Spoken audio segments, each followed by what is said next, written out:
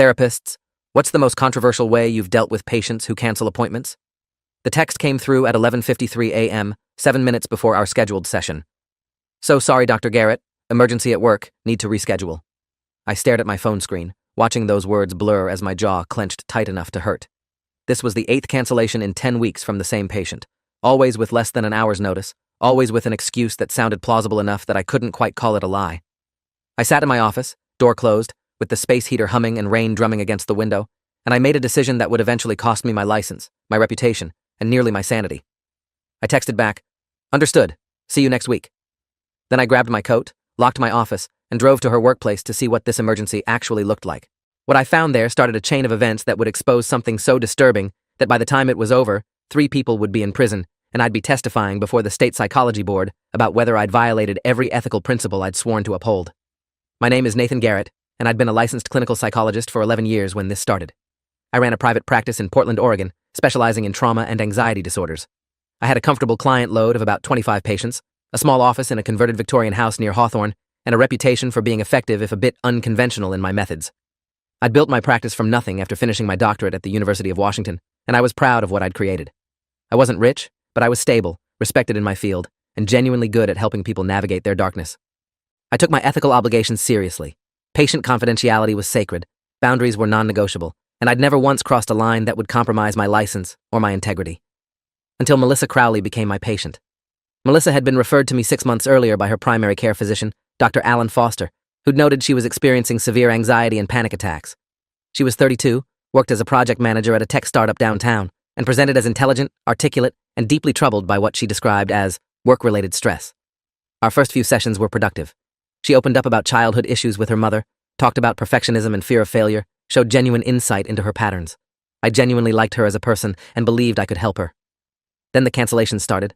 First, it was a stomach bug, then a client crisis at work, then her car broke down, then a family emergency. Each time, she'd cancel with less than 24 hours notice, which meant I couldn't fill the slot and lost that income. Each time, she'd apologize profusely and reschedule. Each time, she'd show up for the next appointment and act like nothing had happened.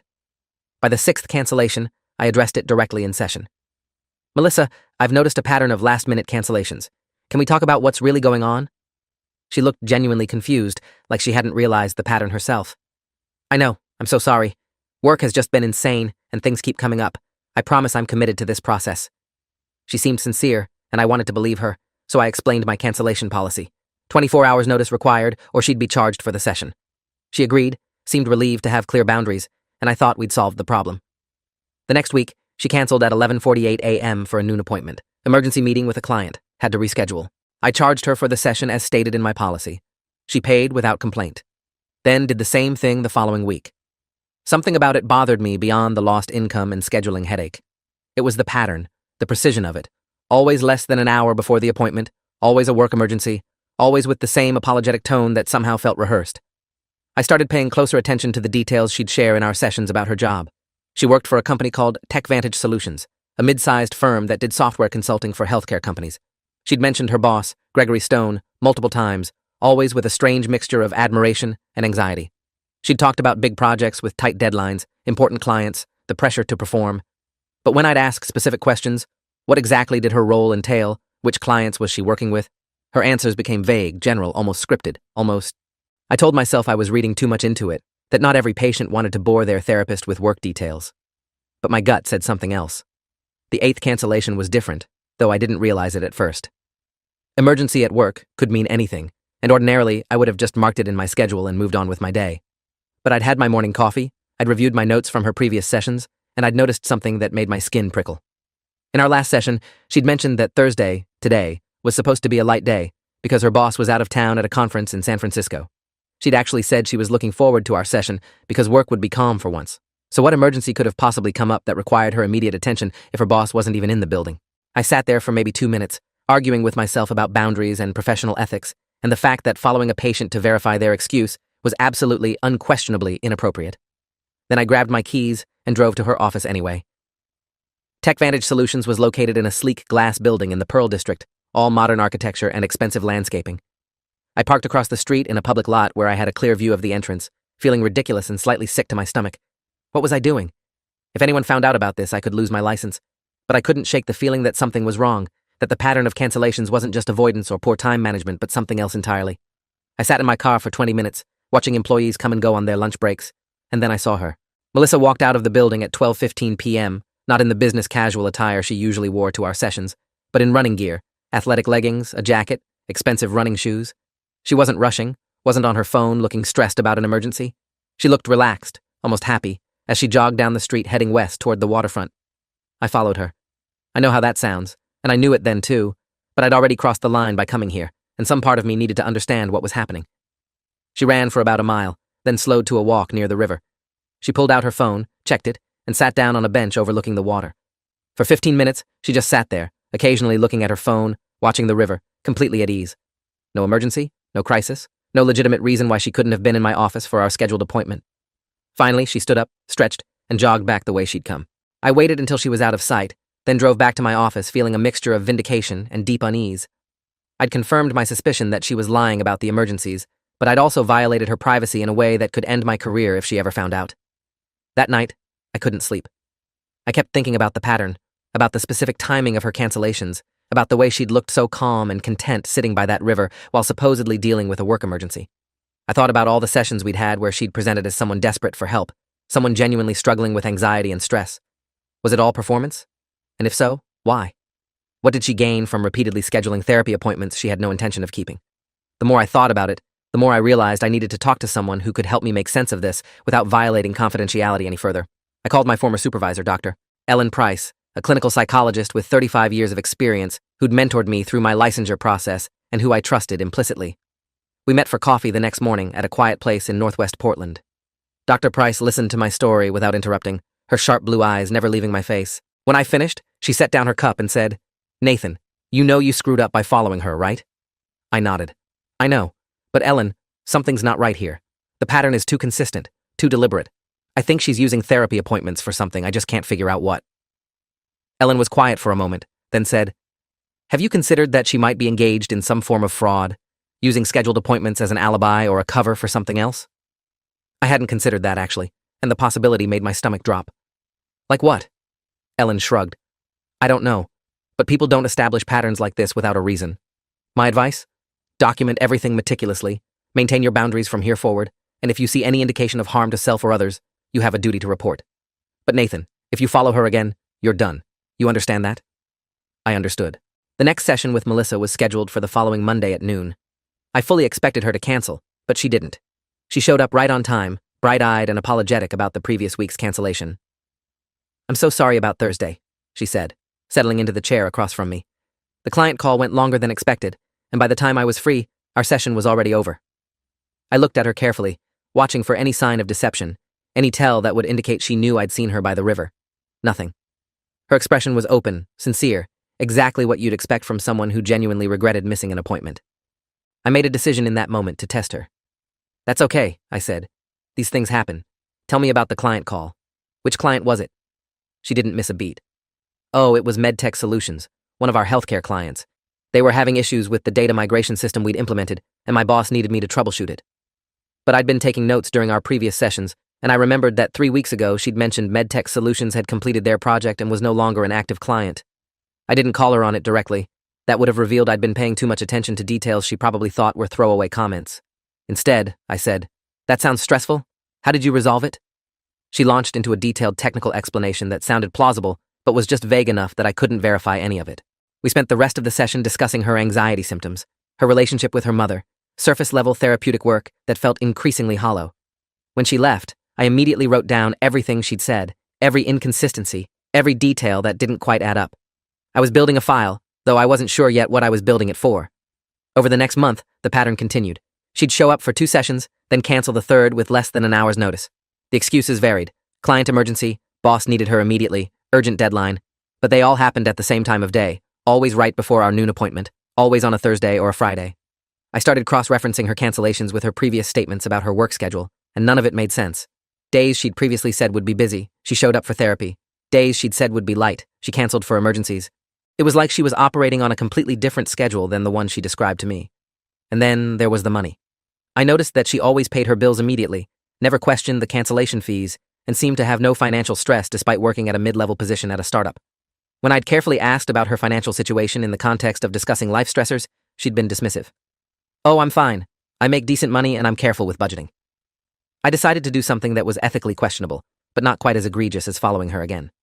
I called TechVantage Solutions and asked to speak with Melissa Crowley. The receptionist put me through to her desk, and Melissa answered on the second ring. "This is Melissa."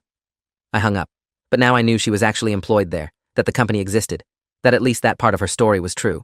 It was a small thing, but it helped me feel slightly less paranoid. I called back an hour later and asked for Gregory Stone, her boss. The receptionist said, "Mr. Stone doesn't work in this office. He's based out of our Seattle location. Can I take a message?" That was interesting. Melissa had mentioned multiple times that her boss worked in the Portland office, that she interacted with him daily, that his office was just down the hall from hers. Another inconsistency to add to the growing list. 3 weeks later, everything changed. Melissa scheduled an appointment for Friday at noon, and for the first time in 2 months, I was genuinely surprised when she showed up. She looked different, tired, with dark circles under her eyes and a tension in her shoulders that I hadn't seen before. "Are you okay?" I asked as she sat down. She nodded, but it wasn't convincing. "Just a rough week at work. I'm glad we're meeting today. I need to talk through some things." For the next 45 minutes, she opened up in a way she never had before.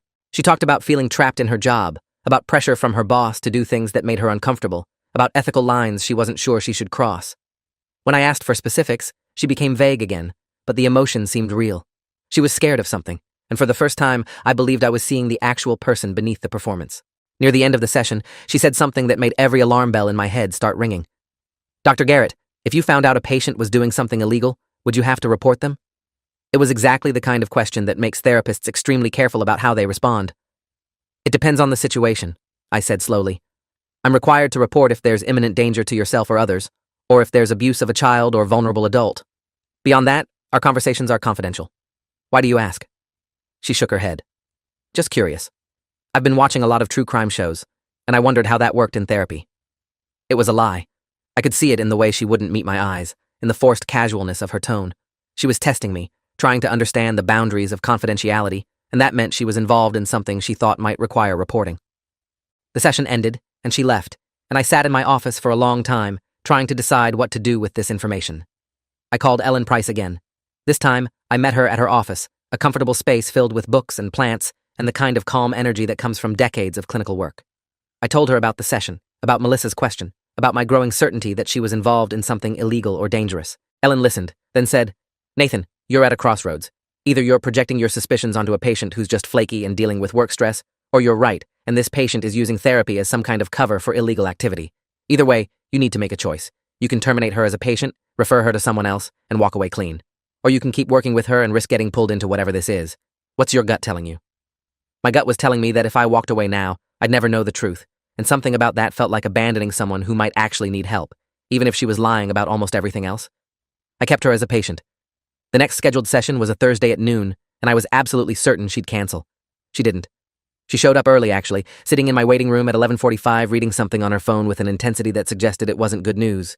When I brought her back to my office, she looked like she hadn't slept in days. "Melissa, what's going on?" I asked. She took a deep breath and said, "I think I need to stop coming to therapy for a while. Things at work are getting really complicated, and I don't have time right now." It was the first time she'd ever suggested ending our therapeutic relationship, and the timing felt significant. "Okay," I said carefully. "Can you tell me what's changed?" She shook her head. "I just need to focus on work right now. I'll call you when things settle down." The session lasted maybe 15 minutes before she left, and I had the distinct feeling I'd just been preemptively fired because she thought I was getting too close to something she didn't want me to see. I didn't hear from her for 3 weeks. Then, on a Wednesday evening around 8 p.m., my phone rang with a number I didn't recognize. I answered, and Melissa's voice came through, shaky and scared. "Dr. Garrett? I need help. I think I'm in trouble." My heart rate spiked immediately. "What kind of trouble? Where are you?" There was a long pause, and I could hear traffic in the background. "I can't talk about it on the phone. Can we meet somewhere? Not your office? Somewhere public?" Every ethical guideline I'd ever learned was screaming at me that meeting a patient outside of normal office hours in a non-clinical setting was inappropriate, but the fear in her voice was real. "Okay, where?" She named a coffee shop in Selwood, a neighborhood across the river from my office. 30 minutes? I grabbed my jacket and headed out. She was sitting in the back corner when I arrived, hands wrapped around a cup of coffee she wasn't drinking. I sat down across from her and said, "Talk to me. What's going on?" She looked at me for a long moment, then said, "I've been lying to you. About almost everything, and now I don't know how to fix it. I waited, letting the silence stretch. Finally, she continued. The cancellations, the work emergencies, none of it was real. I was meeting with someone, doing something I shouldn't have been doing, and I used our therapy appointments as cover because I knew you'd document the cancellations, and I'd have a paper trail showing where I was supposed to be. My stomach turned over. What were you actually doing? She looked away. Selling prescription medications that I was stealing from my mother's medical supply company. She owns a pharmaceutical distribution business, and I had access to her inventory systems. I was supposed to be in therapy, but instead, I was meeting with buyers and making drops. The confession hung in the air between us. I tried to process what she'd just told me, tried to reconcile the intelligent, anxious woman I'd been treating with someone who'd been using our therapeutic relationship to facilitate drug trafficking. Why are you telling me this now? I asked. She laughed, but there was no humor in it. Because it's all falling apart. My mother's company is being audited, and they're going to find the inventory discrepancies. When they do, they're going to trace it back to me. And the people I was selling to, they're not happy that I won out. I needed someone to know the truth before everything explodes. I sat there, my mind racing through my ethical obligations. She was confessing to a crime, but she wasn't expressing intent to harm herself or others. She was an adult, making terrible choices, but not meeting the threshold for mandatory reporting. Melissa, I can't give you legal advice, but I strongly suggest you get an attorney, and you need to be honest with them about everything. She nodded. I know. I just needed to tell someone. I'm sorry I lied to you all those months. I'm sorry I wasted your time. She stood to leave, and I said, Wait, why did you come to therapy in the first place? If you were just using it as an alibi, why bother with the actual sessions? She smiled sadly. Because I actually do have anxiety and panic attacks. I actually am struggling with the relationship with my mother. Just because I was lying about the cancellations doesn't mean everything else was fake. I thought maybe I could get help for the real stuff while using the appointments to cover the illegal stuff. I know that sounds insane. She left, and I sat in that coffee shop for another hour, trying to figure out what I was supposed to do with this information. If this story keeps your interest, please subscribe to get more stories like this. I called my attorney the next morning. Robert Langston was a healthcare attorney I'd used when setting up my practice, and he was well-versed in the ethical and legal obligations of mental health professionals. I explained the situation without using Melissa's name, framing it as a hypothetical. Robert listened, then said, Let me be very clear. Unless she expressed imminent danger to herself or others, you have no duty to report what she told you. Patient confidentiality applies to confessions of past crimes. However, if you believe she's currently engaged in ongoing criminal activity that could harm others, that's a gray area. My advice? Document everything, consider whether continuing to treat her poses a risk to you or your practice, and be prepared for the possibility that law enforcement might get involved independently of anything you do. I thanked him and hung up, feeling like I was standing on the edge of a cliff with no good options for where to jump. 2 days later, I got a call from Detective Lawrence Kane with the Portland Police Bureau's Major Crimes Unit. He identified himself with his badge number and asked if I had a patient named Melissa Crowley. My throat went dry. I can't confirm or deny whether someone is my patient without their written consent, I said, using the standard response I'd been trained to give. Detective Kane's voice was patient, but firm. Dr. Garrett, I understand your confidentiality obligations, but Ms. Crowley has been arrested in connection with a prescription drug theft ring, and your name came up during the investigation. Specifically, she listed multiple therapy appointments as alibis for times when she was allegedly meeting with co-conspirators. We need to verify whether she actually attended those appointments. My hands started shaking. Detective, I need to consult with my attorney before I can respond to any of your questions. Can I call you back?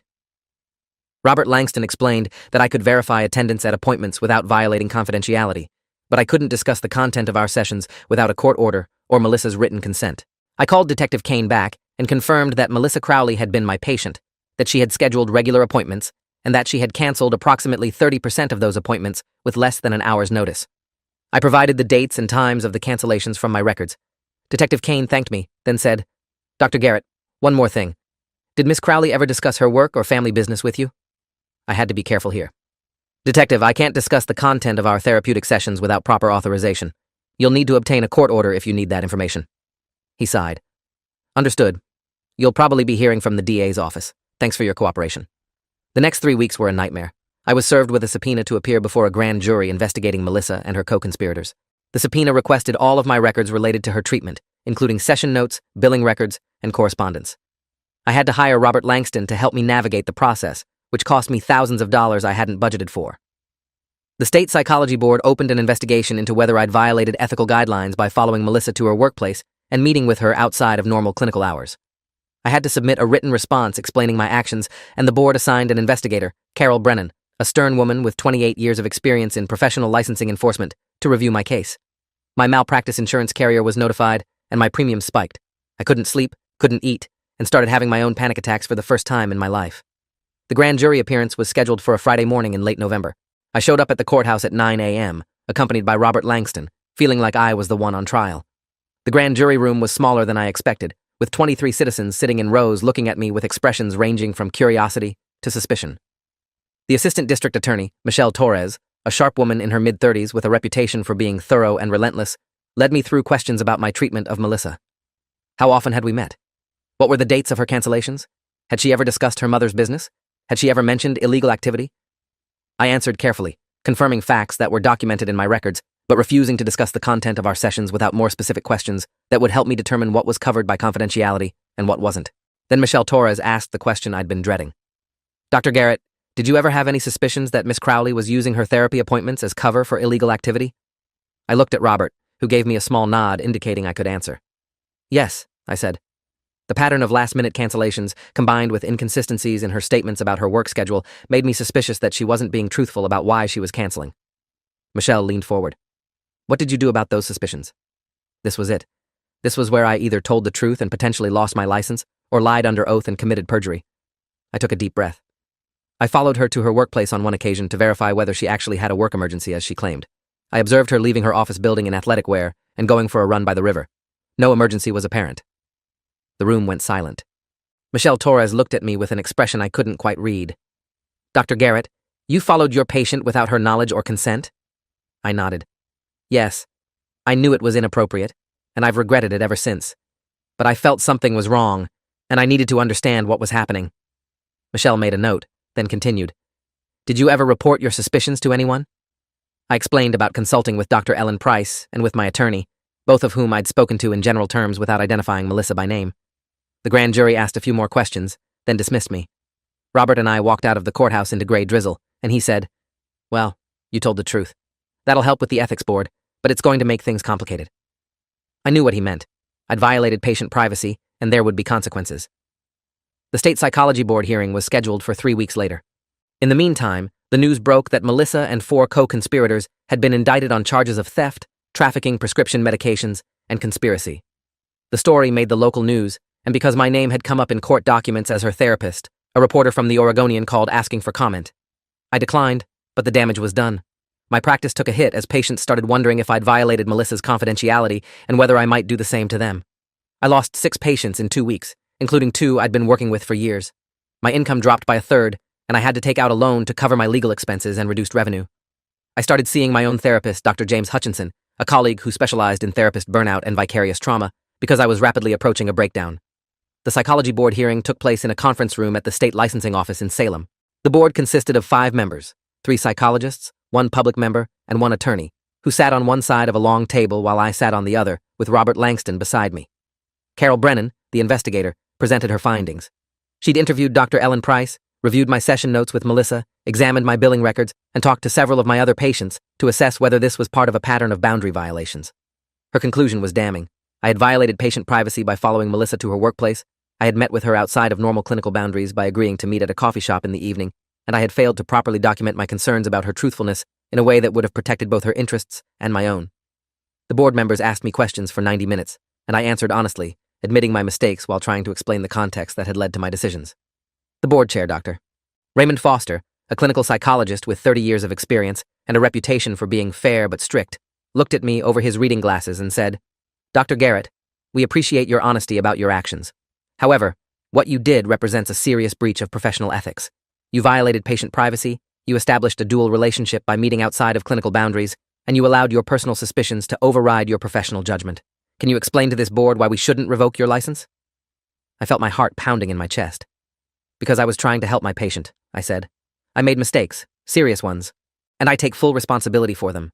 But everything I did came from a genuine concern that she was in danger or was endangering others. I didn't act out of malice or self-interest. I acted out of a misguided attempt to understand what was happening so I could better serve her therapeutic needs. I know that doesn't excuse what I did, but I hope it provides some context.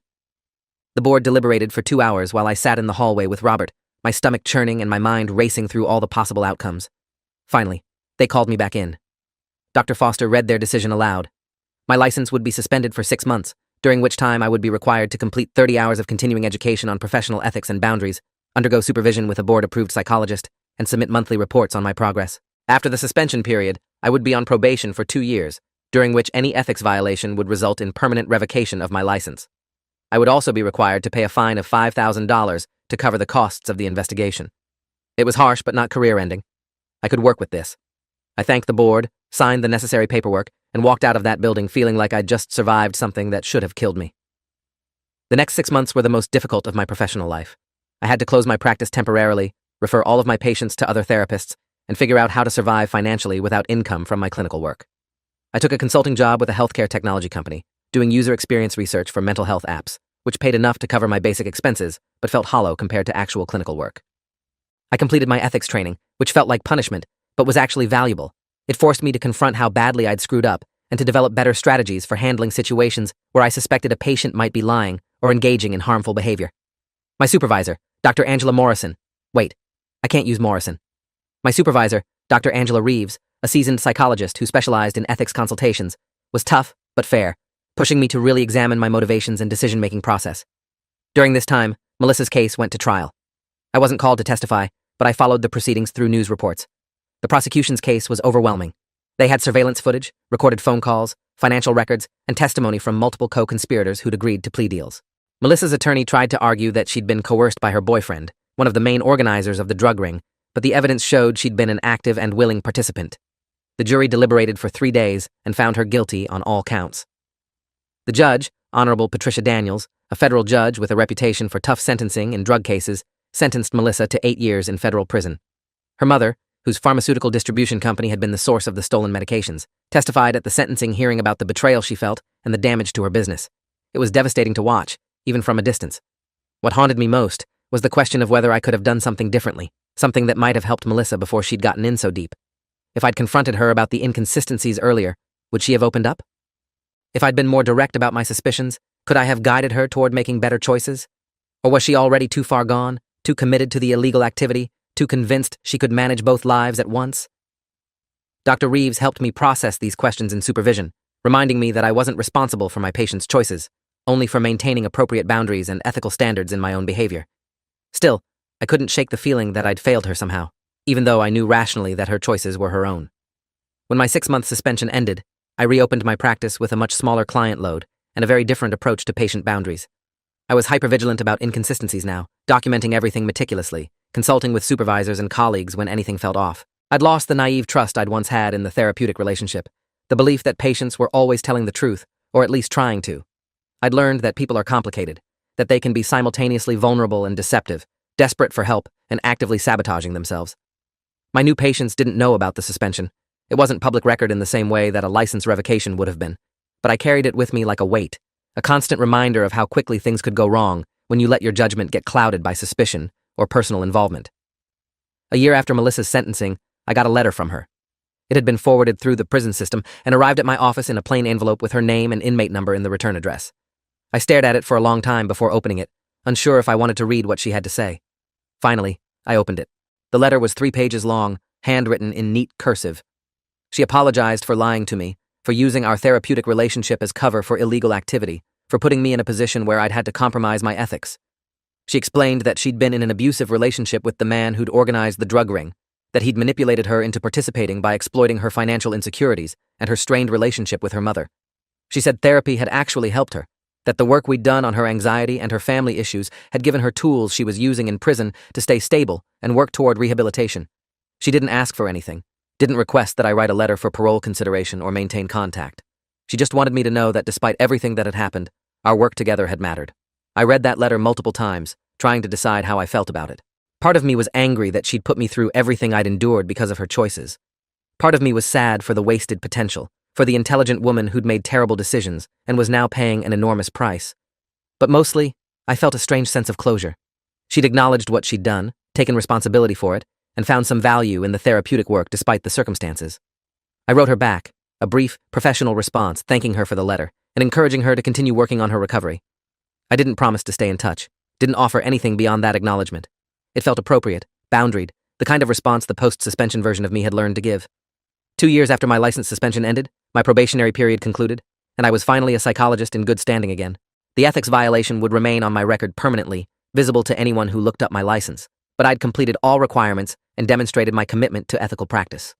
My practice had rebuilt to about 15 patients, a manageable load that allowed me to give each person the attention they deserved without the financial pressure that had contributed to my poor judgment with Melissa. I'd developed a reputation for being particularly skilled at working with patients who had difficulty trusting therapists, which was ironic given my own trust issues now.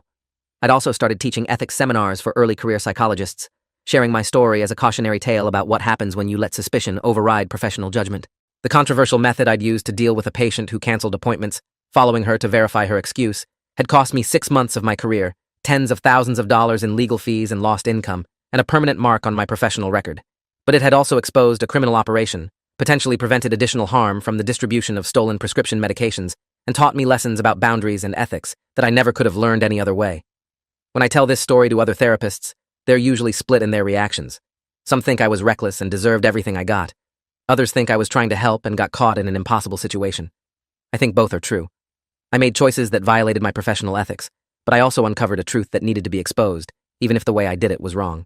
Looking back now, 3 years after that first text message canceling our appointment, I understand that the real lesson wasn't about how to deal with patients who cancel or how to verify if they're telling the truth. The lesson was about knowing when to let go, when to accept that some things are beyond your control, and when to trust the process rather than trying to control the outcome. I'd violated Melissa's privacy because I couldn't tolerate not knowing, couldn't accept that maybe she was just a flaky patient with poor boundaries. My need for certainty had led me to cross lines I should never have crossed. The irony is that if I'd just terminated her as a patient after the pattern of cancellations became clear, if I'd simply said, "This therapeutic relationship isn't working, and I'm referring you to someone else," none of the subsequent mess would have happened. She might have continued her illegal activities with a different therapist providing inadvertent cover, but I wouldn't have compromised my ethics or nearly lost everything I'd worked for.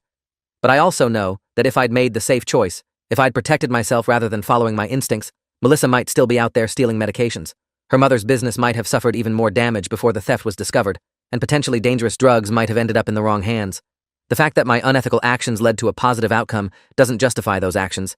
Ethics don't work that way, but it does complicate the narrative. I was wrong in how I handled it, and I paid a price for that. But the outcome mattered too, and I can't entirely regret a chain of events that prevented harm, even if I should have found a different way to get there. These days, when I get a last-minute cancellation from a patient, I note it in my records. I apply my cancellation policy if appropriate, and I address the pattern in our next session if it continues. I don't follow anyone. I don't investigate. I don't let my suspicions override my professional boundaries. I've learned that my job isn't to catch people in lies or to verify their excuses. My job is to provide a safe, boundaried space where people can work on their mental health and to maintain my ethical obligations regardless of whether they're being completely honest with me. If that means some patients take advantage of the therapeutic relationship for purposes I don't understand, that's on them, not on me. I've made my peace with the limits of what I can control. The manila envelope Melissa had metaphorically handed me when she started canceling appointments contained a truth I wasn't supposed to seek out, a reality that should have been discovered through proper channels rather than my own amateur investigation. When I opened that envelope by following her to her workplace, I set in motion a series of events that exposed her crimes, but also exposed my own ethical violations. We both faced consequences. Hers were far more severe, involving years in federal prison, but mine were significant enough to fundamentally change how I practice my profession. And in the end, that's probably the most controversial thing about how I dealt with a patient who canceled appointments. I learned that sometimes the right answer is to do nothing, to let go, to trust that the truth will emerge on its own timeline, rather than forcing it into the light through inappropriate means. If you're reading this and you're a therapist wrestling with a similar situation, here's my advice. Consult with supervisors and colleagues, document everything, maintain your boundaries, and trust the process. If you're reading this as someone who's considering using therapy appointments as cover for illegal activity, know that patterns reveal themselves eventually, and the consequences of being caught are far worse than the temporary convenience of having an alibi. And if you're reading this as someone who's just interested in the messy reality of how therapy sometimes works, understand that therapists are human too, that we make mistakes, and that the difference between a good therapist and a bad one isn't whether they struggle with ethical dilemmas, it's whether they're willing to take responsibility when they get it wrong. The last time I saw Melissa's name was in a news article about a prison education program she'd enrolled in, studying business administration and working toward a degree she planned to use when she was eventually released. The article mentioned that she'd been a model inmate, participating in therapy and substance abuse counseling, and was projected for early release after serving 6 years of her 8-year sentence. I hope that's true. I hope she finds a way to rebuild her life after prison, to use what she learned in our brief therapeutic relationship to create something better. And I hope that when she thinks about the therapist who followed her to her workplace, and ultimately contributed to her arrest and conviction, she understands that I was trying, however imperfectly, to help. Because at the end of the day, despite all the ethical violations and professional consequences and personal cost, that's what this whole messy situation was about. Trying to help someone who turned out not to want the kind of help I was offering, and learning the hard way that you can't save people from themselves, no matter how controversial your methods. If you enjoyed this, you'll definitely want to see the next ones too. So subscribe now and let me know your take in the comments.